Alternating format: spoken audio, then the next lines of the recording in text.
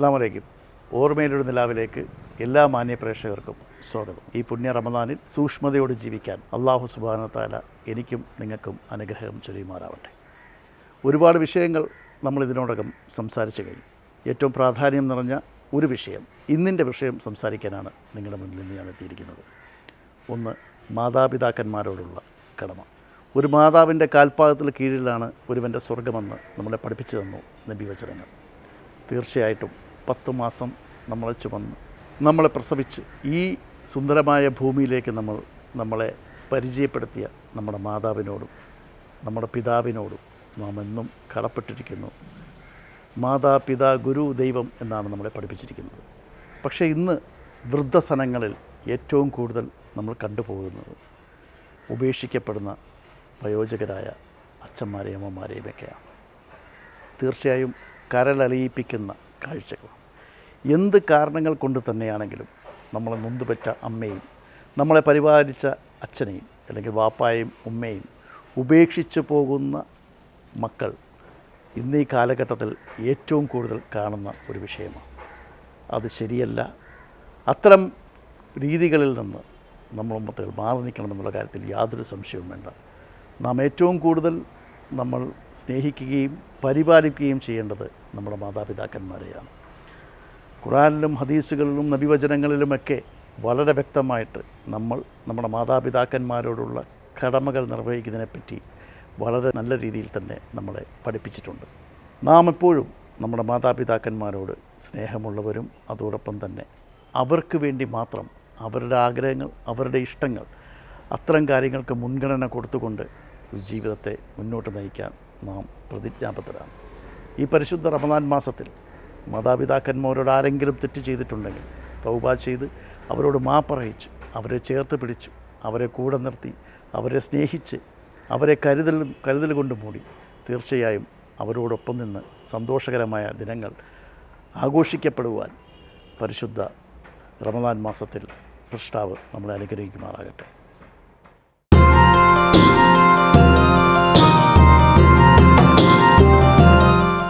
അസ്സലാമു അലൈക്കും. ഓർമ്മയിലൊരു നിലാവിലെ ഇന്നത്തെ നമ്മുടെ അതിഥി തൃശ്ശൂർ ജില്ലയിൽ നിന്ന് വടക്കാഞ്ചേരി സ്വദേശി സുരേഷ് ശങ്കറാണ്. ഒട്ടേറെ വർഷക്കാലമായി റിയാദിലെ അറിയപ്പെടുന്ന ഒരു വ്യക്തിത്വം. വ്യാവസായിക രംഗത്ത് വ്യക്തിമുദ്ര പതിപ്പിച്ച അദ്ദേഹത്തിന് ഒരുപാട് വിശേഷങ്ങൾ നമ്മളോട് പറയാനുണ്ട്. വളരെ ആദരവോടെ സ്നേഹത്തോടെ സുരേഷ് ശങ്കറിനെ ഈ എപ്പിസോഡിലേക്ക് സ്വാഗതം ചെയ്യാം. നമസ്കാരം. നമസ്കാരം. വലിയ സന്തോഷം. തൃശ്ശൂർ ജില്ല എന്ന് പറയുമ്പോൾ നമ്മളടുത്തടുത്താണ്. എറണാകുളം ജില്ല, തൃശ്ശൂർ ജില്ല. തീർച്ചയായിട്ടും നോമ്പ് കാലമാണ്. സുരേഷ് എങ്ങനെ നോമ്പിനോട് തീർച്ചയായിട്ടും നോമ്പൊക്കെ നോക്കാറുണ്ടോ?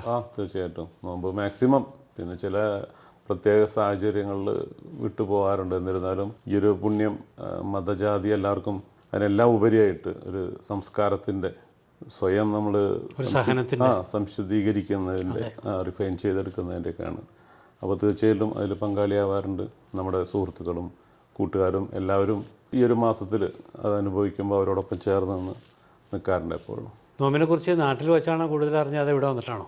നാട്ടിൽ ഞാൻ തൃശ്ശൂർ ജില്ലയിൽ വടക്കാഞ്ചേരിക്കടുത്ത് മുള്ളൂർക്കരയാണ് പ്രോപ്പർ. മുള്ളൂർക്കര. എൻ്റെ കുട്ടിക്കാലത്ത് എൻ്റെ തൊട്ടടുത്തുള്ള വീടുകളെല്ലാം ഈ മുസ്ലിം സമുദായത്തിൽപ്പെട്ട എൻ്റെ ഏറ്റവും അടുത്ത സുഹൃത്തുക്കൾ പോലും അവരൊക്കെ ഖത്തറിൽ ഇവിടെയൊക്കെ ഉണ്ട്. മുസ്തഫ എല്ലാവരും. അപ്പോൾ മുസ്തഫ.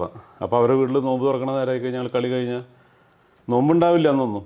മിക്കവാറും നോമ്പ് പിടിക്കില്ല, കളിയും കാര്യങ്ങളൊക്കെ ഇട്ട് അപ്പോൾ ഓടിപ്പോകും നോമ്പ് തുറക്കാൻ. അപ്പോൾ ഇപ്പോൾ കാണുന്ന മാതിരിയുള്ള നോമ്പ് പറയുന്നത് ഇന്ന് തികച്ചും വ്യത്യസ്തമാണ്. ആർഭാടാണ് കൂടുതൽ നോമ്പ് എന്ന് പറഞ്ഞു കഴിഞ്ഞാൽ. എന്നിരുന്നാലും അല്ല, അന്നത്തെ അതിനെക്കുറിച്ചൊന്ന് സുരേഷ് പറഞ്ഞു. മുസ്തഫയുടെ വീട്ടിലേക്ക് പോയിട്ട് നോമ്പ് തുറക്കണേ. അതെ, നമ്മൾ ചെല്ലുമ്പോൾ മാക്സിമം കൂടിയ പത്തിരി, ചിക്കൻ കറി, അതല്ലെങ്കിൽ പുട്ട്, പുട്ട്, പയറ്, ഇടിയപ്പം, നമ്മളവിടെ നൂൽപുട്ട് പറയും. പിന്നെ കഞ്ഞി. പള്ളിയിൽ നിന്ന് കിട്ടുന്ന ജീരകക്കഞ്ഞി, ഈർണിക്കഞ്ഞി അങ്ങനെ ഷോർട്ടാക്കിയിട്ടാണ് പറയുക അവിടെ. അത് എന്നിട്ട് പാത്രവുമായിട്ട് പള്ളിയിലേക്ക് പോവുകയാണ്. പള്ളിയിൽ നിന്ന് വാങ്ങിച്ചു കൊണ്ടുവന്നിട്ട് അതെല്ലാവരും നമ്മളെല്ലാവരും കൂടെ ഷെയർ ചെയ്ത് കഴിക്കും. അങ്ങനെയുള്ള നല്ല നല്ല ഓർമ്മകൾ, അതൊക്കെ അത്രയും പവിത്രതയുണ്ട്, സ്നേഹമുണ്ട് അതിലൊക്കെ. മറിച്ച് ഇന്നതല്ല, ഇന്ന് ഒരുപാട് കാട്ടിക്കൂട്ടലുകൾ ഒരുപാടാണ്. ഈ പറയുന്ന നമ്മളെല്ലാവരും ഇൻവോൾവ് ആവുകയാണ് അറിയാതെ തന്നെ. എത്രയോ ഇഫ്താർ പാർട്ടികൾ നമ്മൾ ഭക്ഷണങ്ങളൊക്കെ വേസ്റ്റ് ആക്കുന്നത് കാണുമ്പോൾ എന്താ എനിക്ക് തോന്നുന്നത്, വ്യക്തികളിൽ നിന്ന് മാറിയ സംഘടനകളായി ഇഫ്താറൊക്കെ അല്ലേ? അങ്ങനെയുണ്ട്. എന്നിരുന്നാലും ഒരുപാട് ഞങ്ങൾ തന്നെ ഇവിടെ ഒരു പ്രവാസി മലയാളി ഫൗണ്ടേഷൻ പറഞ്ഞൊരു സംഘടനയുണ്ട്. ഈ പെരുന്നാളുമായി ബന്ധപ്പെട്ട് നോമ്പിൻ്റെ എല്ലാ ദിവസങ്ങളിലും രാത്രി ഏകദേശം 12 മണി വരെയൊക്കെ അത്താഴം കൊടുക്കുന്നുണ്ട്. അത് ഞങ്ങൾക്ക് ഇവിടെ ചെയ്തു തരുന്നവിടെ ജിഷാദ് പറഞ്ഞ സുഹൃത്താണ്. ഭക്ഷണം എല്ലാം അറേഞ്ച് ചെയ്ത് പാക്ക് ചെയ്ത് കൊണ്ടുവരും. നമ്മുടെ ഇവിടെ തന്നെ താമസിക്കുന്ന നമ്മുടെ അടുത്ത സുഹൃത്താണ് ബഷീർ, സാപ്കോൽ വർക്ക് ചെയ്യുന്ന ആളാണ്. ഇവിടെ ഈ കാറ് വാഷ് ചെയ്യുന്ന പിള്ളേരുണ്ട്, ഇല്ലെങ്കിൽ റോഡ് ക്ലീൻ ചെയ്യുന്ന ആളുകളൊക്കെ, അവർക്കൊക്കെ ഡ്യൂട്ടി എല്ലാം കഴിഞ്ഞ് വീട്ടിൽ പോയിട്ട് അത്താഴക്കണ്ടാണ് ഞങ്ങൾ കൊണ്ടു കൊടുക്കുന്നത്. കാത്ത് നിൽക്കുന്നത് ചിലപ്പോൾ 12 മണി വരെയൊക്കെ കാത്ത് നിൽക്കുന്നവർ ആദ്യം നോമ്പ് തൊട്ട് തന്നെ ഇപ്പോഴും തുടർന്നുകൊണ്ട് പോയി ഞങ്ങൾ. അത് ശരി. എല്ലാ ദിവസങ്ങളിലും ചില ദിവസങ്ങൾ തികയാതെ വരും. 50 തൊട്ട് 70, 75 വരെയൊക്കെ കിട്ടും അവിടെ നിന്ന്. അതെല്ലാം നല്ല ഫ്രഷ് ആയിട്ടാണ് ഉപയോഗിച്ചതെന്നല്ല. ഇതുപോലുള്ള ഇഫ്താർ പാർട്ടികൾ കഴിഞ്ഞിട്ട് ബാക്കി വരുന്നത്, ആരും ഉപയോഗിക്കാതെ ബാക്കി വരുന്ന ഭക്ഷണങ്ങൾ അവർ ഞങ്ങൾക്കായിട്ട് സേവ് ചെയ്ത് വെക്കും. ഞങ്ങളത് കണ്ടെയ്നർ വാങ്ങിച്ചു കൊണ്ടുപോയി പാക്ക് ചെയ്ത് വിതരണം ചെയ്യുന്നുണ്ട്. തൃശ്ശൂരിൽ നിന്ന് പോന്നപ്പോൾ ആദ്യം സെലക്ട് ചെയ്ത് റിയാദ്, സൗദി തന്നെയാണോ? ഞാൻ തൃശ്ശൂർ വിട്ടിട്ട് ഇന്ത്യയിൽ തന്നെ വേറൊരു സംസ്ഥാനത്തും എവിടെയും പോയിട്ടില്ലേ. കേരളം നേരെ സൗദി അറേബ്യയിലാണ്. ആ യാത്ര ഇപ്പോഴും തുടർന്നുകൊണ്ടിരിക്കുകയാണ്. റിയാദ് തന്നെ വന്നിറങ്ങിയത്. ആദ്യം വരുമ്പോൾ എത്ര വർഷം മുമ്പ്? അത് ഒരു 25 വർഷം പിന്നെ. കാൽനൂറ്റാണ്ട്. അന്ന് വരുമ്പോൾ സൗദി ഇത്ര ഡെവലപ്ഡ് അല്ല. ഇല്ല, സൗദി അറേബ്യ ഒക്കെ ടോട്ടലി ഡിഫറെൻ്റ് ആയി. എന്തൊക്കെയാണ് നിങ്ങളുടെ ആക്ടിവിറ്റീസ് ഇവിടെ?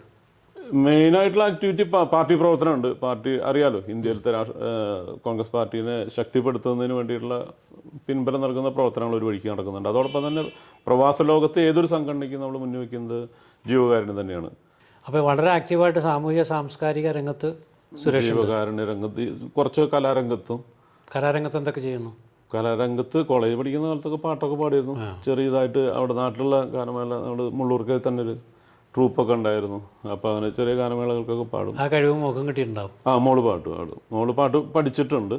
പിന്നെ നമ്മൾ ഈ ജോലി മാറിയിട്ട് ബിസിനസ്സിലോട്ട് വന്നിട്ട് ഇപ്പോൾ ചെയ്യുന്ന എന്താ, ട്രേഡിംഗ് ആണോ? ഇപ്പോൾ ട്രേഡിങ്ങിൻ്റെ എന്തൊക്കെ ചെയ്യുന്നത്? ട്രേഡിങ്ങിൽ നമ്മൾ മാൻ പവറിൻ്റെ പരിപാടിയായിരുന്നു ചെയ്തുകൊണ്ടിരുന്നത്. അതും ഇവിടുത്തെ കോർപ്പറേറ്റ് കമ്പനികളുടെ കീഴിൽ തന്നെയായിരുന്നു. അൽമറായിലുണ്ടായിരുന്നു, പിന്നെ പെപ്സിക്കോയിലുണ്ടായിരുന്നു. അതിനോടൊപ്പം തന്നെ ട്രേഡിങ് ഞങ്ങൾ ഇലക്ട്രിക്കൽസിൻ്റെ സാധനങ്ങൾ സപ്ലൈ ചെയ്യുന്നുണ്ട്. അതെങ്ങോട്ട് സപ്ലൈ ചെയ്യുന്നത്? ഇല്ല, ഇവിടെയുള്ള ഹൈപ്പർ മാർക്കറ്റുകൾ, സൂപ്പർ മാർക്കറ്റുകളിലൊക്കെ ഒരു ലോജിസ്റ്റിക്സിൻ്റെ പ്രോസസ്സിങ് നടന്നുകൊണ്ടിരിക്കുകയാണ്. കമ്പനിയുടെ ഒരു രജിസ്ട്രേഷനൊക്കെ വേണ്ടിയിട്ടുള്ള ഇത് നടന്നുകൊണ്ടിരിക്കുകയാണ്. അടുത്ത് തന്നെ ഇൻഷാ അല്ലാഹ് എല്ലാ കാര്യങ്ങളും ഭംഗിയായിട്ട് പോകുന്നുണ്ട്. കീഴിൽ എത്ര സ്റ്റാഫൊക്കെ വർക്ക് ചെയ്യുന്നുണ്ട്? ഇല്ല, നമ്മൾ സ്റ്റാഫ് ഏകദേശം 400ഓളം സ്റ്റാഫ് ഉണ്ടായിരുന്നതാണ് ഒരു കാലത്ത്. പിന്നെ ഇവിടുത്തെ സൗദിവൽക്കരണം, പിന്നെ ലെവി പറഞ്ഞിട്ടുള്ളതൊക്കെ കൂടി വന്നപ്പോൾ ഇപ്പോൾ അത്യാവശ്യം വളരെ കുറച്ച് സ്റ്റാഫുകളായിരുന്നു നമ്മുടെ സ്പോൺസറുടെ കീഴിലായിട്ടുള്ളവർ. സൗദിവൽക്കരണം വന്നു കഴിഞ്ഞപ്പോൾ ഒരുപാട് സൗദി അത് നിർബന്ധം. അതായത് നമുക്ക് തെറ്റ് പറയാൻ പറ്റില്ല. അവരുടെ രാജ്യമാണ്, അവരുടെ രാജ്യത്തെ പൗരന്മാർക്ക് തൊഴിൽ നൽകിയതിന് ശേഷം മറ്റുള്ളവർക്ക്, അതിപ്പോൾ നമ്മുടെ രാജ്യത്തായി കഴിഞ്ഞാൽ അങ്ങനെയൊക്കെ തന്നെയാണ്. ഇപ്പോൾ പുതിയ രാജാവ് ഒരു യങ്സ്റ്ററുടെ ഭരിക്കണേ. അതെ, അതിൻ്റെ ഭയങ്കര മാറ്റങ്ങൾ. ക്രൗൺ പ്രിൻസ് MDS ഒരു ലോകത്തെ തന്നെ കീഴ്മേൽ മറിക്കുന്ന തരത്തിലുള്ള ലോകരാജ്യങ്ങളുടെ മുൻപന്തിയിൽ വരുന്നതാണ് സൗദി. തീർച്ചയായിട്ടും സാമ്പത്തിക രംഗത്തും അതുപോലെ തന്നെ ടൂറിസം രംഗത്ത്. നമ്മളിവിടെ ഒരു ടൂറിസമായിരുന്നു ഏറ്റവും പിന്നിലേക്ക് നിൽക്കുന്നുണ്ട് ഒരു ഇതുണ്ടായിരുന്നു. പക്ഷേ ടൂറിസം രംഗത്ത് പോലും ഇപ്പോൾ എല്ലാ സമസ്ത മേഖലകളിലും ഇപ്പോൾ ഇവർ അഭിവൃദ്ധി പ്രാപിച്ചുകൊണ്ടിരിക്കുക. അതിൻ്റെയൊക്കെ വിഷൻ തീർച്ചയായിട്ടും കടപ്പാട് നമ്മുടെ രാജാവ്, അതുപോലെ തന്നെ ക്രൗൺ പ്രിൻസ് MDSനൊക്കെ തന്നെയാണ്. സുരേഷ് ഇപ്പോൾ 4 നൂറ്റാണ്ടായി ഇവിടെ വന്നിട്ട്. ശരിക്കും ഏകദേശം ഇവിടെ വെറുതെ അറിയപ്പെടുന്ന ഒരു ബിസിനസ് മാനല്ല, സാമൂഹിക സാംസ്കാരിക രംഗത്ത് അറിയപ്പെടുന്ന ആളാണ്. ഇനി എന്താണ് ഡ്രീം? ഇല്ല, നമുക്കങ്ങനെ ഒരുപാട് യാത്ര ചെയ്യാൻ താല്പര്യമാണ്. എന്നെക്കാളും കൂടുതൽ വൈഫാണ് എപ്പോഴും നിർബന്ധിക്കുക. അപ്പോൾ ചെറിയ ചെറിയ യാത്രകൾ വർഷത്തിലെങ്ങനെ. ഇല്ല, ഇപ്പം അങ്ങനെയൊന്നും ഇന്ത്യയിലൊരുവിധം എല്ലായിടത്തും ഇന്ത്യ നമുക്ക് കാണാനുണ്ട്. അവിടെ തന്നെ ഒരുവിധം എത്രയോ വർഷം നടന്നാലേ ഇന്ത്യ കാണാൻ പറ്റുള്ളൂ. കുറച്ചൊക്കെ യാത്ര ചെയ്തിട്ടുണ്ട്. പിന്നെ മിഡിൽ ഈസ്റ്റ് കുറച്ചൊക്കെ യാത്ര ചെയ്യുന്നുണ്ട്. ഇനി ഒരു യൂറോപ്യൻ ടൂറെല്ലാം പ്ലാൻ ചെയ്തിട്ടുണ്ട്. യാത്ര ഇഷ്ടപ്പെടുകയാണ്. ഇനിയുള്ള കാലങ്ങൾ അങ്ങനെ തീർച്ചയായിട്ടും യാത്ര ഏറെ കോവിഡ് വന്നോടുകൂടിയിട്ടാണ് ജനങ്ങളെല്ലാം. ഞാൻ ചോദിക്കാൻ വേണ്ടിയിരുന്ന ചോദ്യം ഇങ്ങോട്ട് പറഞ്ഞു. യാത്ര ഇഷ്ടമാണ്. കോവിഡ് എങ്ങനെ ബാധിച്ചു ഇവിടെ ബിസിനസ്സിനെ? ഒരുവിധം എല്ലാ മേഖലകളും, സമസ്ത മേഖലകളും ഒന്ന് ഡൗൺ ആയിരുന്നു. ആ കൂട്ടത്തിൽ നമുക്കൊക്കെ ഉണ്ടായി, എല്ലാവർക്കും ബാധിച്ചു അത്. എന്നിരുന്നാലും മറ്റുള്ള രാജ്യങ്ങളിലെല്ലാം റിക്കവറി ചെയ്തതിനേക്കാളും സ്പീഡപ്പായിട്ട് സൗദി അറേബ്യയിൽ വന്നു പെട്ടെന്ന് തന്നെ. അവർക്കറിയാം ഇതൊന്നും അടച്ചിട്ടാൽ മാറുന്നൊരു വിഷയമല്ല. ലോകരാഷ്ട്രങ്ങളെല്ലാം തുറന്നു കൊടുക്കുന്നതിന് മുന്നേ തന്നെ സൗദി അറേബ്യ തുറന്നു. അന്നുണ്ടായിരുന്ന ലോക്ക്ഡൌണും മറ്റുള്ള കാര്യങ്ങളൊക്കെ പെട്ടെന്ന് തന്നെ അവസാനിപ്പിച്ച് തീർച്ചയായിട്ടും ശക്തമായിട്ട് തന്നെ എല്ലാ മേഖലകളിലും. കോവിഡിന്റെ കാലത്ത് സുരേഷിന് നന്മയുടെ കുറെ കാര്യങ്ങളോട് ചെയ്യാൻ പറ്റിയിട്ടുണ്ട്. തീർച്ചയായിട്ടും ഒരുപാട്. ഞാൻ മാത്രമല്ല, ഇവിടെയുള്ള ഞങ്ങളുടെ OICC എന്ന സംഘടന, മറ്റ് എല്ലാവിധ സംഘടനകളും പേടിച്ച് മാറി നിൽക്കാതെ നമ്മുടെ സഹജീവികൾക്ക് സഹായിക്കാൻ വേണ്ടിയിട്ട് ഒരുപാട് പേര് മരുന്നായിട്ടും ഈവൻ റിയാദ് ഹെൽപ്പ് ഡെസ്ക് പറഞ്ഞിട്ടൊരു സംവിധാനം തന്നെ ഇവിടെ തുടങ്ങി. അതിലെല്ലാവരും നമ്മുടെ സുഹൃത്തുക്കൾ തന്നെ. അതിനൊക്കെ നേതൃത്വം കൊടുക്കുന്നവരെന്ന് എത്ര പ്രശംസിച്ചാലും മതിയാവില്ല. എന്താ വെച്ചാൽ രാവും പകലൊക്കെ പാതിരാത്രികളിലൊക്കെ വിളി വരിക. അതുപോലെ നാട്ടിൽ കയറി പോകാൻ പറ്റാത്തൊരവസ്ഥ ഉണ്ടായിട്ട് ആ ഒരു സമയത്ത് എന്തോ ദൈവാനുഗ്രഹം എനിക്ക് അത്രയും പരിചയമുള്ളൊരു സാറ് എംബസിയിൽ വർക്ക് ചെയ്യുന്നുണ്ടായിരുന്നു. അപ്പോൾ സാറുമായുള്ള ബന്ധം കാരണം കൊണ്ട് ഒരുപാട് പേരെ ഫ്ലൈറ്റിൽ ടിക്കറ്റ് എടുക്കാനും എംബസിയിൽ നിന്ന് ലിസ്റ്റ് പോകണം, പേര് പോകണം. അങ്ങനെ ഒരുപാട് പേരെ നാട്ടിൽ കയറ്റി വിടാനൊക്കെ പറ്റിയിട്ടുണ്ട്. ഏകദേശം ഒരു 300ഓളം പേരെ ആ സമയത്ത് നാട്ടിൽ കയറ്റി വിടാനൊക്കെ പറ്റിയിട്ടുണ്ട്. അതൊക്കെ വലിയൊരു ദൈവാനുഗ്രഹമാണ്. അതൊന്നും എൻ്റെ ഒരു ക്രെഡിറ്റോ മറ്റുള്ള ഇതൊന്നുമല്ല. അതൊക്കെ ആ സമയത്ത് കഴിഞ്ഞു. അതുകൊണ്ട് ആ പ്രാർത്ഥനകളൊക്കെ ഇപ്പോഴും നമ്മുടെ കൂടെയുണ്ട്. അച്ഛൻ കോൺഗ്രസ് സ്ഥാനത്തിൽ അത് വളരെ എന്താ പറയുക, അച്ഛൻ ഒരു തികഞ്ഞ മാർക്സിസ്റ്റ് ചിന്താധികാരനായിരുന്നു. പാർട്ടിയുടെ അങ്ങനെ അച്ഛൻ പോസ്റ്റ് ഓഫീസിലാണ് വർക്ക് ചെയ്യുന്നത്, അമ്മയും പോസ്റ്റ് ഓഫീസിലായിരുന്നു. അപ്പോൾ അച്ഛൻ കമ്മ്യൂണിസ്റ്റ് പ്രസ്ഥാനത്തിൻ്റെ EMSൻ്റെയും മാർക്സിൻ്റെ ഒക്കെ പുസ്തകങ്ങളും ഇതൊക്കെ വായിച്ചിരുന്നു. എൻ്റെ വീട്ടിൽ മൊത്തത്തിൽ 50-50 ആണ്.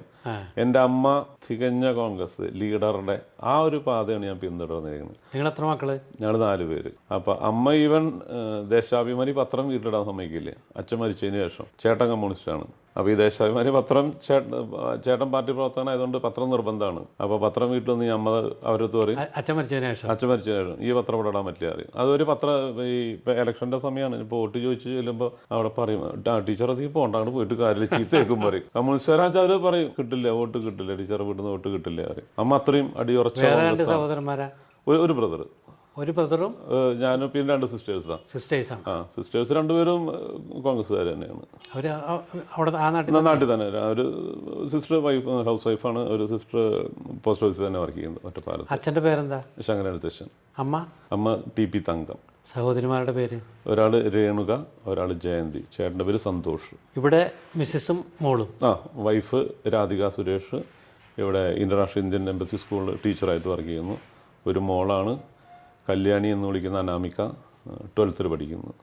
മോഹിനിയാട്ടം, ഭരതനാട്യം എല്ലാം അരങ്ങേറ്റം ഗുരുവായൂരിൽ കഴിഞ്ഞതാണ്. പാട്ടും പഠിക്കുന്നുണ്ട് കൂട്ടത്തിൽ.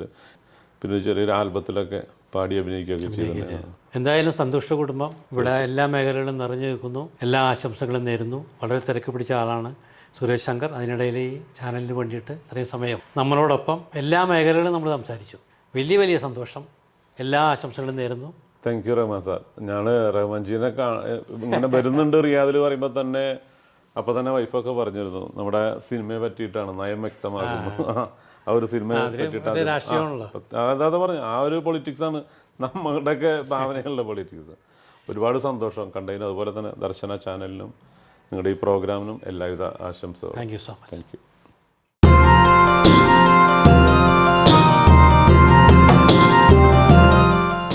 നമസ്കാരം. ഓർമ്മയിലൊരു നിലാവിന്റെ പുതിയൊരു എപ്പിസോഡിലേക്ക് എല്ലാവർക്കും സ്വാഗതം. It's rightly said that starting a journey is way easier than leading it. Leading a journey is maybe way easier than taking it to a point and bringing the success, colorful success in your life. Today, my guest is Mr.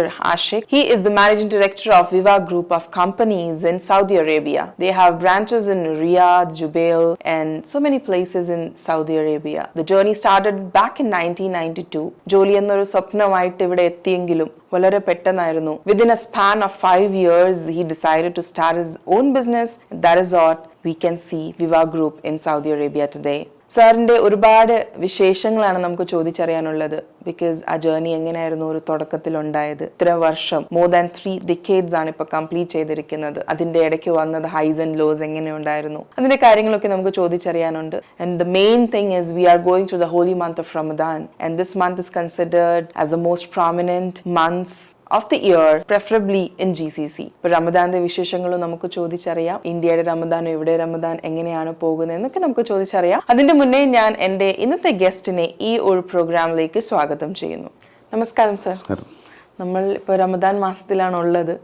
റമദാന്റെ ഒരു prominence, ഒരു importance എന്ന് പറയുമ്പോഴത്തേക്ക് നമ്മൾ GCCയിൽ, especially Saudi Arabia പോലെ ഒരു കൺട്രിയിൽ നിൽക്കുമ്പോഴാണ് നമുക്ക് അറിയാൻ കഴിയുന്നത്. ഒരു 1992 അല്ലേ ഈ ഒരു യാത്ര തുടങ്ങുന്നത്? എന്നായിരുന്നു സർ അത്?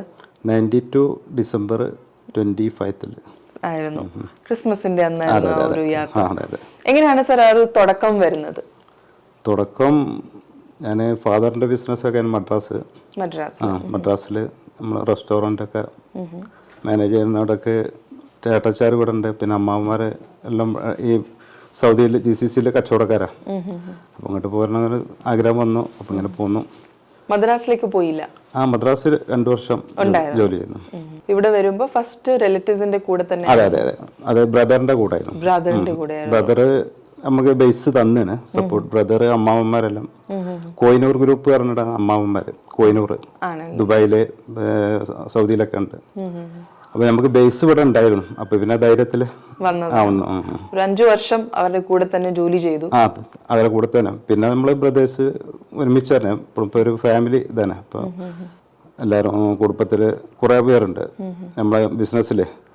ഷെയർ ഓണേഴ്സ് ആയിട്ടും അങ്ങനെയൊക്കെ ആയിട്ട് ഒരു നമ്മളെ ഫാമിലി ബിസിനസ് എന്ന് പറയാൻ പറ്റും. പിന്നെ ബ്ലഡില് ഫാദർ ആയിട്ട് തന്നെ, പിന്നെ അമ്മാവൻ, പിന്നെ ബ്രദേഴ്സ്, എല്ലാവരും ബ്ലഡിലൊരു ബിസിനസ് ഉണ്ടായിരുന്നു. ബിസിനസ് ഫാമിലിയാണ്, ഫാമിലി തന്നെ ആയിരുന്നു. അപ്പൊ എങ്ങനെയാണ് സ്വന്തമായിട്ട് അല്ലെങ്കിൽ അതിൽ നിന്ന് മാറിയിട്ട് ഒരു വിവാ ഗ്രൂപ്പിലേക്ക് സ്റ്റാർട്ടിങ് എങ്ങനെയാണ് സാർ ഉണ്ടാവുന്നത്? അത് അമ്മാവന്മാരൊക്കെ കോയിനൂർ ഗ്രൂപ്പ് പറഞ്ഞ ഒരു ടെക്സ്റ്റൈൽസ് ആയിട്ട് ഇവിടെ ഒരു 38 വർഷം ഇവിടെ. അതായത് ഞാൻ വരുന്നൊക്കെ ഒരു 5 വർഷം 6 വർഷമായിട്ട് ഇവിടെ ബേസ് ഉണ്ട്. അപ്പം അവരെ സപ്പോർട്ടെല്ലാം നല്ല ഉണ്ടായിരുന്നു. ഇതിന് നമ്മളെ ബിസിനസ് തുടങ്ങാനല്ല, അതിങ്ങനെ പഠിക്കാതെ ഇങ്ങനെ പോന്ന് അങ്ങനെ. ഇപ്പൊ വിവാ ഗ്രൂപ്പിന്റെ ഒരു അണ്ടറിൽ എന്തൊക്കെ കാര്യങ്ങളാണ് നമ്മളുടെ വരുന്നത്?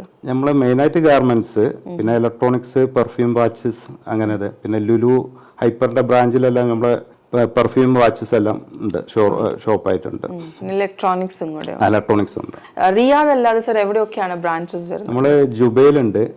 ജുബൈല്, പിന്നെ അതേമാതിരി ഹാഹിൽ പറഞ്ഞ സ്ഥലം, അതായത് മദീന കസീം റൂട്ടില്. പിന്നെ നമ്മളെ റിയാദിനെ ഇപ്പൊ മലാസ്, ബത്ത ലുലു, മാലാസ് ലുലു, അങ്ങനെ ഇതിലെല്ലാം ആയിട്ട് ഷോപ്പുകളൊക്കെ ഉണ്ട്. ഇപ്പം നമുക്ക് എത്ര സ്റ്റാഫാണ് കൂടെ ഉള്ളത്? ഇപ്പൊ ഇവിടെ മേ ബി ഒരു 97 സ്റ്റാഫാണുള്ളത്. സാർ നേരത്തെ പറഞ്ഞ പോലെ തന്നെ സ്റ്റാഫാണ് നമ്മുടെ ഒരു വിജയം പറയുമ്പോൾ. നമ്മളെ സ്റ്റാഫ് പറഞ്ഞിട്ടുണ്ടെങ്കിൽ അവര് സ്റ്റാഫുമാരല്ല, നമ്മളൊരു ഫാമിലിമാരിയാണ്. ഇപ്പൊ എല്ലാവരും അവരെ എന്താ പറയല്, അത്രയും കമ്മിറ്റ്മെന്റ് ആണ് നമ്മള് സ്റ്റാഫ്. ഇപ്പൊ എന്റെ ചേട്ടനാ അതിന്റെ ഒക്കെ ബേസ്, മുസ്തഫ എന്ന് പറയും. അതേമാതിരി അനിയുണ്ട്, ഷംഷീർ അവര്. പിന്നെ അതേമാതിരി എന്റെ ഒരു കസിൻ ബ്രദർ ഉണ്ട്, നൗഫല്. അതേമാതിരി റസാഖ്, ജാസിം, ബഷീർ, എല്ലാരും ഒരുമിച്ച് നമ്മളൊരു ഫാമിലി ബിസിനസ് ആണ്. അതപ്പോ ഒരു ഇതായിട്ടല്ല. ഇപ്പൊ റമദാൻ സമയം ആകുമ്പോഴത്തേക്ക് ബിസിനസ് ഒക്കെ എങ്ങനെയാണ് പോകുന്നത്? റമദാന് നമ്മളെ ബേസ് മൊത്തം കേരള മാർക്കറ്റാണ്. കേരള മാർക്കറ്റ് ഈ റമദാൻ എന്ന് പറഞ്ഞിട്ടുണ്ട് പണ്ടൊക്കെ 10ന്റെ ശേഷം തന്നെ ഒരു ഭയങ്കര ഒരു കച്ചവടം അങ്ങനത്തെ ഒരു ഇതായിരുന്നു.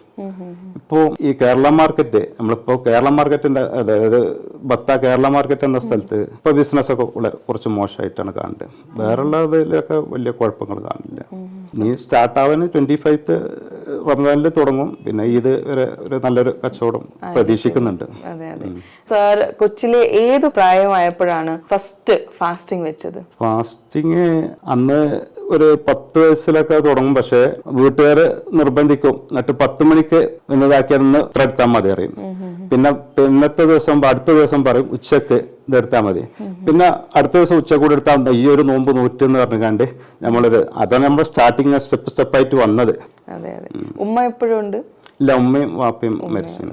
പക്ഷെ നമ്മുടെ ലൈഫിൽ ഏറ്റവും കൂടുതൽ സ്വാധീനിക്കുന്ന 2 പേരാണ് ഉമ്മയും. തീർച്ചയായിട്ടും. എന്താണ് അവരെ പറ്റി 2 വാക്ക് ഈ റമദാൻ മാസത്ത് പറയാനുള്ളത്? ദൈവം കഴിഞ്ഞിട്ടുണ്ടെങ്കിൽ അടുത്ത 2 സ്റ്റെപ്പ് അപ്പ ഉമ്മ എന്നുള്ള അതാണ്. അപ്പോൾ നമ്മള് റമദാൻ ഇപ്പം ഈദിനൊക്കെ എല്ലാവരും ഇപ്പം നമ്മൾ ഈദ്ഗാഹ് കഴിഞ്ഞ് വരുമ്പോൾ എല്ലാവരും വാപ്പാക്കും ഉമ്മാക്കും വിളിക്കുമ്പോൾ നമുക്ക് അതില്ലല്ലോ എന്നുള്ള ഒരു സങ്കടം, അത് ഭയങ്കര ഒരു ഇതാണ്. സർ, ഇവിടുത്തെ അസോസിയേഷൻസ് ആയാലും ഇവിടുത്തെ അതിനൊക്കെ പാർട്ടിസിപ്പേറ്റ് ചെയ്യാറുണ്ടോ? ചെയ്യാറുണ്ട്. ഞാൻ ഒരു YCC വേങ്ങര മണ്ഡലം ചെയർമാനാണ്. പ്രവാസമാണ് നമ്മുടെ ജീവിതം പഠിപ്പിക്കുന്നത്. ഈ പ്രവാസം സാറിന് എന്തൊക്കെ കാര്യങ്ങളാണ്, എങ്ങനെയൊക്കെയാണ് സാറിനെ മോൾഡ് ചെയ്ത് എടുത്തിട്ടുള്ളത്? പ്രവാസം എന്ന് പറഞ്ഞിട്ടുണ്ടെങ്കിൽ ഈ പ്രവാസത്തിൽ വരുന്ന ഏതൊരു വ്യക്തിക്കും ഒരു 2 വർഷം എന്താണ് സ്നേഹം എന്നുള്ളത് നാട്ടിലേറെ ഇവിടുന്ന് നമുക്ക് അത് കണ്ടുപിടിക്കാൻ പറ്റും. നമ്മളെ ഹൃദയത്തിൽ എത്രത്തോളം സ്നേഹമുണ്ട്, ഒരു കഷ്ടപ്പെടുന്നവന്റെ പ്രയാസങ്ങളെല്ലാം മനസ്സിലാക്കാൻ പറ്റും നാട്ടിലേറെ ഈസിയിൽ. ഇവിടെ മതങ്ങളോ അല്ലെങ്കിൽ രാഷ്ട്രീയക്കാരോ ജാതി ഒന്നും ഇല്ലാത്തൊരു സ്ഥലമാണ്. ഇവിടെ പറഞ്ഞിട്ട് നമ്മളെല്ലാം ഇന്ത്യക്കാരാണ്, കേരളക്കാര്. അപ്പൊ അവര് ഫാമിലിമാരാണ്. ഇപ്പൊ ആരുമാരും അതാണ് ഈ രാജ്യം നമ്മളെ പഠിപ്പിക്കുന്നത്. തീർച്ചയായിട്ടും. പിന്നെ അത് കൂടാതെ നമുക്ക് കുറെ ഫ്രണ്ട്സ് ആണ് ഇവിടെ നിന്ന് കിട്ടുന്നത്. അതിന്റെ ഒരു എക്സാമ്പിൾ ആണ് സാറുടെ 2 ഫ്രണ്ട്സ് ആണ്. തീർച്ചയായിട്ടും. ഇതിന്റെ ഈ സ്കൂള് തൊട്ടുള്ള 2 ഫ്രണ്ട്സുകളാണ്, കബീർ അതേമാതിരി ഫിറോസ്. അത് എൻ്റെ 8ാം ക്ലാസ് ഹൈസ്കൂൾ മുതലുള്ള ഇന്ന് വരെയുള്ള ഫ്രണ്ടാണ്. അവരും നമ്മളെ ബിസിനസ്സിൽ പാർട്ട്ണർമാരാണ്. കല്യാണം കഴിച്ചേക്കുന്ന സ്ഥലം എവിടെ നിന്നാണ്? ഞാൻ തിരുവിലങ്ങാടി മൂന്നിയൂർ എന്ന സ്ഥലത്താണ്. എന്താ വൈഫിന്റെ പേര്? സൗദാബി. എത്ര മക്കളുണ്ട്? 4 മക്കള്. ഒരു മകള് ഇവിടെ തന്നെയാണ്, നമ്മളെ ജ്യൂസ് വേൾഡ് പറഞ്ഞ ദുബായിലും ഇവിടെയൊക്കെ ഉണ്ട്. അവരെ മകനാണ് കല്യാണം, ഷെബീബ് പറയും. രണ്ടാമത്തെ പഠിക്കുക PSM മകനാണ്. PSM കോളേജ് തിരുവനങ്ങാടി പഠിക്കുകയാണ്, ഡിഗ്രി ഫിനിഷ് ചെയ്തപ്പം. ബാക്കി രണ്ടുപേരും ഒരാള് 11ലാണ്, ഒരാള് 7th-ലാണ്. ഫാമിലി ഇവിടെ തന്നെ? ഫാമിലി ഇവരെ ഇടയ്ക്ക് വരെ സ്കൂൾ വെക്കേഷനിലൊക്കെ വന്ന് പോകും. ഞങ്ങളെല്ലാം ഈ ബിസിനസിന്റെ ബേസ് പറഞ്ഞിട്ടുണ്ടെങ്കിൽ ജ്യേഷ്ഠൻ മുസ്തഫ എന്ന് പറഞ്ഞ ആളാണ്. തീർച്ചയായിട്ടും ഈ ഒരു റമദാൻ മാസത്ത് നമ്മുടെ പ്രോഗ്രാം കാണുന്ന എല്ലാവർക്കും വേണ്ടി എന്താണ് സർ ഒരു റമദാൻ മെസ്സേജ് സാറിന് നൽകാനുള്ളത്? റമദാൻ എന്ന് പറഞ്ഞിട്ടുണ്ടെങ്കിൽ ഇനി സർ ബിസിനസ്സിൽ എന്തെങ്കിലും ഫ്യൂച്ചർ പ്ലാൻസ് ഉണ്ടോ? തീർച്ചയായിട്ടും ബിസിനസ്സിൽ ഫ്യൂച്ചർ പ്ലാനുകൾ പലതും മനസ്സിലുണ്ട്. എന്തായാലും സാറുടെ എല്ലാ പ്ലാൻസും സക്സസ്ഫുൾ ആവട്ടെ. നമ്മുടെ ഒരു ഷോയിൽ വന്നു, സാറുടെ സമയം തന്നു, സാറുടെ എക്സ്പീരിയൻസ് ഷെയർ ചെയ്തു. Thank you so much sir for your time. We wish you all the very best.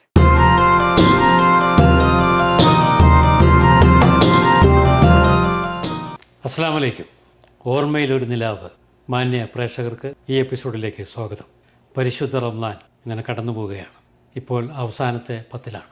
വിശ്വാസികൾ ലൈലത്തുൽ ഖദറിൻ്റെ വരവും കാത്ത് സന്തോഷത്തിലാണ്. അള്ളാഹുവിൻ്റെ അനുഗ്രഹങ്ങൾ പെയ്തിറങ്ങുന്ന സൗദി അറേബ്യയിലെ റിയാദിലാണ് ഞാൻ. റിയാദിൽ എന്നോടൊപ്പം അങ്ങ് മലപ്പുറം ജില്ലയിൽ നിന്ന് കോട്ടയ്ക്കലിലുള്ള ഷാഹുൽ അൻവറാണ് ഇന്നത്തെ നിങ്ങൾക്കായിട്ടുള്ള അതിഥി. കുറേ വർഷങ്ങൾക്ക് മുമ്പ് ഷാഹുൽ റിയാദിലെത്തി. ഇവിടെ ഇപ്പോൾ വലിയൊരു വ്യാവസായിക സാമ്രാജ്യം കെട്ടിപ്പൊക്കിയിരിക്കുകയാണ്. ഒരുപാട് വിശേഷങ്ങൾ, നോമ്പിൻ്റെയും അദ്ദേഹത്തിൻ്റെ വ്യക്തിപരമായിട്ടുള്ള കാര്യങ്ങളൊക്കെ നമ്മളോട് പങ്കുവയ്ക്കും. വളരെ സ്നേഹത്തോടെ ആദരവോടെ ഷാഹുൽ അൻവറിനെ നമുക്ക് ഈ എപ്പിസോഡിലേക്ക് സ്വാഗതം ചെയ്യാം. അസ്സലാമു അലൈക്കും. അൻവറിനെ പരിചയപ്പെടാൻ കഴിഞ്ഞതിന് സന്തോഷം. നമുക്കൊക്കെ ഒരു പ്രിയപ്പെട്ട ജില്ലയാണ് മലപ്പുറം, അല്ലേ? തീർച്ചയായിട്ടും. ഒരുപാട് ഭയങ്കര ഒത്തൊരുമയോടെ ജീവിക്കുന്ന, ഒത്തിരി സൗഹാർദ്ദം കീപ്പ് ചെയ്യുന്ന മനുഷ്യരുള്ള സ്ഥലം. എങ്ങനെയുണ്ട് നോമ്പൊക്കെ? നോമ്പ് അൽഹംദുലില്ലാഹ് റാഹത്തായിട്ട് പോകുന്നു. നോമ്പ് വരുമ്പോഴേ പ്രയാസമുള്ളൂ, വന്നു കഴിഞ്ഞാൽ പിന്നെ പെട്ടെന്ന് പോകും. ഓരോ ദിവസം പെട്ടെന്ന് പോകുമ്പോഴേ പ്രയാസം അല്ലേ? എണ്ണി തീരുകയാണല്ലോ. ആദ്യത്തെ നോമ്പ് കഴിഞ്ഞാൽ പിന്നെ നമ്മൾ ആ ട്രാക്കിലായി, പിന്നെ ട്രാക്കിൽ കയറി. ഇവിടെ എത്ര വർഷമായി ഇപ്പോൾ?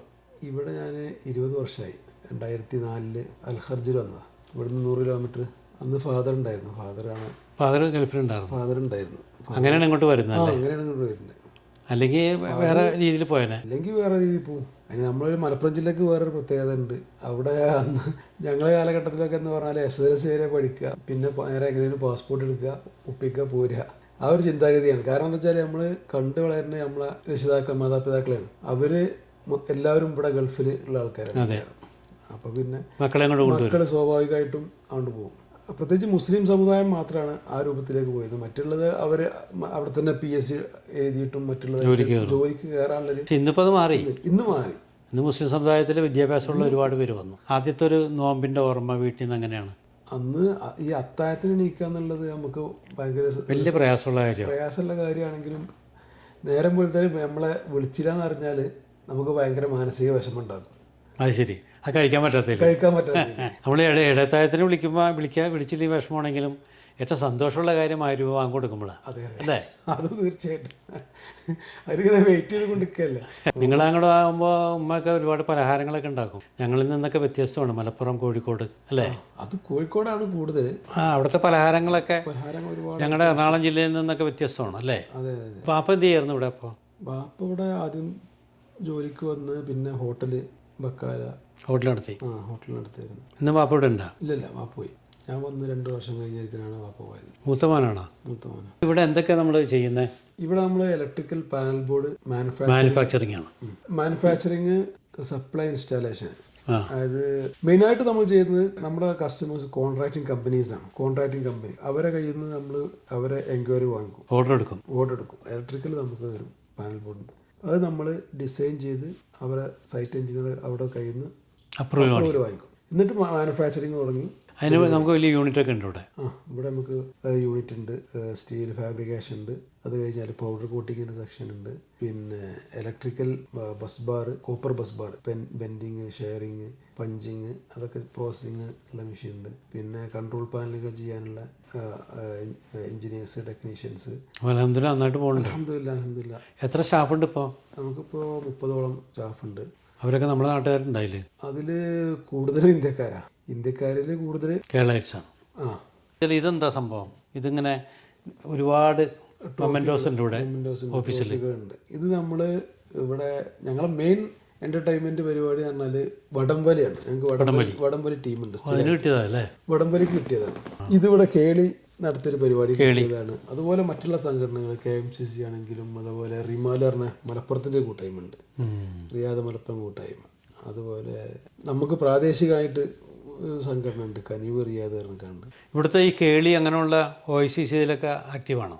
എല്ലാവരായിട്ടും നമ്മൾ നല്ല രൂപത്തിൽ സഹകരിക്കുന്ന ആൾക്കാരാണ്. കേളിൻ്റെ ആൾക്കാരാണ് ഞങ്ങൾ. ഇടതുപക്ഷാനുഭാവിയാണ്. അപ്പോൾ കേളിൻ്റെ സഹകരിക്കലുണ്ട്. KMCCക്കാരാണ് കൂടുതലും കൂട്ടുകാർ. കോവിഡ് എങ്ങനെ ബാധിച്ചു ബിസിനസ്സിനെ? കോവിഡ് ബിസിനസ്സിനെ വലിയ രൂപത്തിൽ ബാധിച്ചിട്ടില്ല. പക്ഷേ കോവിഡിന് ഞങ്ങൾ ഭയങ്കര പേടിയിലായിരുന്നു, ബേജാറിലായിരുന്നു. എന്തായാലും എന്താണ് ഇനി ജീവിതത്തിലെ വേറൊരു ഡ്രീം? ഇതുകൂടാതെ ഈ ബിസിനസ് തന്നെ കണ്ടിന്യൂ ചെയ്യുക, അല്ലെങ്കിൽ വേറെ ഏതെങ്കിലോട്ട് ഡൈവേർട്ട് ചെയ്ത് പോകാം? ഡൈവേർഷൻ നോക്കുന്നില്ല, ഇതിന്റെ ഡെവലപ്മെന്റ് ആലോചിക്കുന്നുണ്ട്. എത്ര മക്കളാ? എനിക്ക് 4 മക്കളാണ്. മൂത്ത മോന് അവൻ ഇപ്പോൾ 10th കഴിഞ്ഞ് +1 അഡ്മിഷൻ എടുത്ത്. എന്താ പേര് മോൻ്റെ? ദിൽഷാദ്.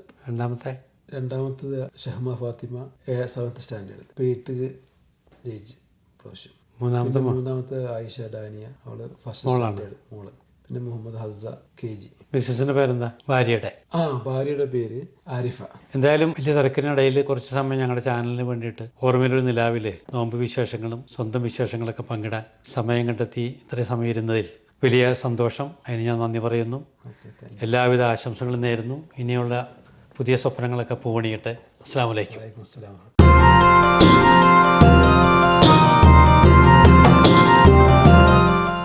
ഓർമ്മയുടെ ഒരു നിലാവിലെ ഈ എപ്പിസോഡ് ഇവിടെ പൂർണ്ണമാവുകയാണ്. മറ്റൊരു എപ്പിസോഡുമായി ഞാൻ നാളെ നിങ്ങളുടെ മുന്നിലെത്തും ഇൻഷാ അല്ലാഹ്. അതുവരേക്കും അസ്സലാമു അലൈക്കും.